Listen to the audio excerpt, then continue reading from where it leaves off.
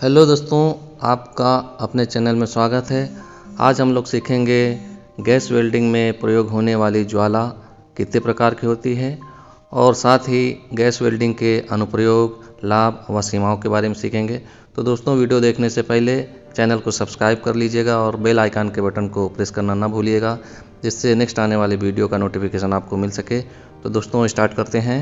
C2H2 और O2 की आपूर्ति के आधार पर फ्लेम को 3 भागों में विभाजित किया जाता है। जैसे कि हम देख रहे हैं न्यूट्रल फ्लेम को हिंदी में बोलते हैं उदासीन ज्वाला।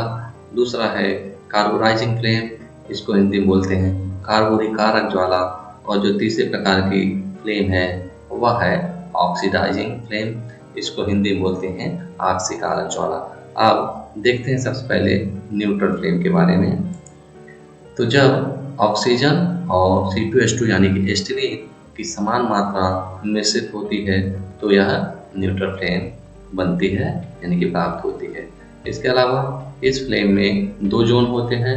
पहला है इनर व्हाइट कोन और दूसरा है outer envelope in blue colour. ठीक है, उसके बाद न्यूट्रल फ्लेम और व्हाइट कोन की तरह ही होती है यह, और कई धातुओं के सफल वेल्डिंग के लिए इसका अधिकतम उपयोग किया जाता है।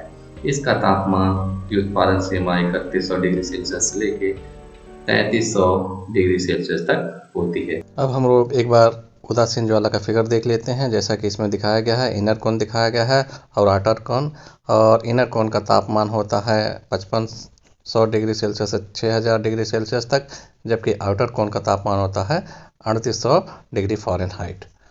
तो दोस्तों, अब कार्बोराइजिंग यानी कि कार्बोरिकारक ज्वाला के बारे में बात करते हैं। दोस्तों, इसमें C2H2 की अधिक आपूर्ति होने पर यह फ्लेम बनती है। इस फ्लेम में 3 जोन होते हैं, जैसे पहले ही बताया था। कार्बोरिकारक ज्वाला में जो ईंधन गैस यानी कि एस्टिलीन गैस है, इसकी मात्रा ऑक्सीजन की अपेक्षा ज़्यादा होती है। इसमें जो 3 जोन होते हैं उसके नाम है इनर कोन, यह शार्प नहीं होता है। उसके अलावा आउटर एनवलप, जो कि यह न्यूट्रल फ्लेम के समान ही होता है। तीसरा है मिडिल जोन, ये कलर में वाइट दिखाई देता है। इसके अलावा जो C2H2 की मात्रा जितनी अधिक होगी उसकी लंबाई भी उतनी ही अधिक होगी, यानी कि जो फ्लेम है, अगर एस्टिलीन की मात्रा ज़्यादा रहती है तो उसकी लंबाई भी ज़्यादा होती है, जैसा कि चित्र में हम लोग देख रहे हैं। इसमें 3 एनवलप दिखाए गए, इनर कोन, मीडियम और आउटर। अब देखते हैं आक्सीकारक ज्वाला को। तो यदि अधिक ऑक्सीजन सप्लाई होती है तो कोन ज़्यादा डार्क और पॉइंटेड बन जाता है, जबकि एनवलप छोटा हो जाता है इस ऑक्सीडाइजिंग ज्वाला में। इसके अलावा इस फ्लेम में ऑक्सीजन की अधिकता होती है, जो एक ऑक्सीडाइजिंग फ्लेम के लिए आवश्यक है। जैसा कि हम लोग पहले चर्चा कर चुके हैं कि ऑक्सीडाइजिंग फ्लेम में ऑक्सीजन की मात्रा ज़्यादा होती है, जबकि एस्टिलीन की मात्रा कम होती है। और देखेंगे कि इस फ्लेम के लिए पहले कार्बोराइजिंग फ्लेम सेट करते हैं, उसके बाद इसे न्यूट्रल फ्लेम में बदल देते हैं और फिर ऑक्सीडाइजिंग फ्लेम पाने के लिए एस्टिलीन की सप्लाई कम कर देते हैं। कहने का मतलब यह है कि जब सबसे पहले अगर हम फ्लेम की स्टार्टिंग करते हैं तो कार्बोराइजिंग फ्लेम बनती है, और फिर उसके बाद जब हम ऑक्सीजन को बढ़ा देते हैं, कार्बोराइजिंग यानी कि एस्टिलीन फ्लेम के बराबर ले आते हैं, दोनों की मात्रा जब समान हो जाती है तो न्यूट्रल फ्लेम बन जाती है। और उसके बाद जब ऑक्सीजन की मात्रा बढ़ाते हैं या एस्टिलीन की मात्रा कम करते हैं तो उस दशा में बन जाती है ऑक्सीडाइजिंग फ्लेम। और देखेंगे इसका तापमान बहुत ही उच्चतम होता है, लगभग 3400 डिग्री सेल्सियस, यानी कि और जितनी भी फ्लेम हैं उन सब से इसका तापमान सबसे अधिक होता है ऑक्सीडाइजिंग फ्लेम का।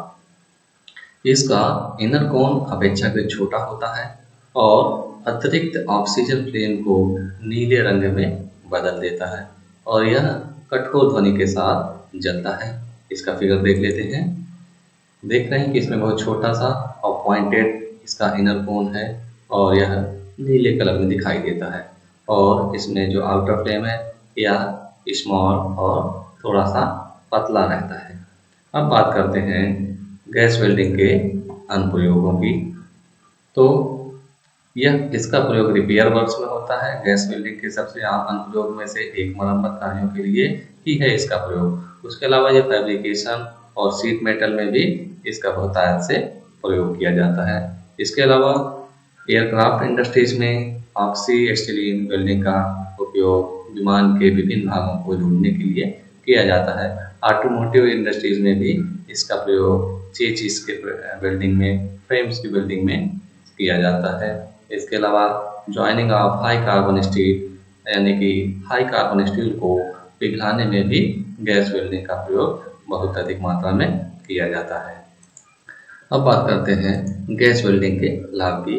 तो इसके जो उपकरण होते हैं बहुत साधारण होते हैं, पोर्टेबल होते हैं, सस्ते होते हैं और विद्युत की आवश्यकता नहीं होती है, बिना इसके ही वेल्डिंग हो सकती है। इसकी मरम्मत करना भी आसान होता है। इसके अलावा आसानी से इसके द्वारा वेल्डिंग भी की जा सकती है। अब बात करते हैं गैस वेल्डिंग की सीमाएं की।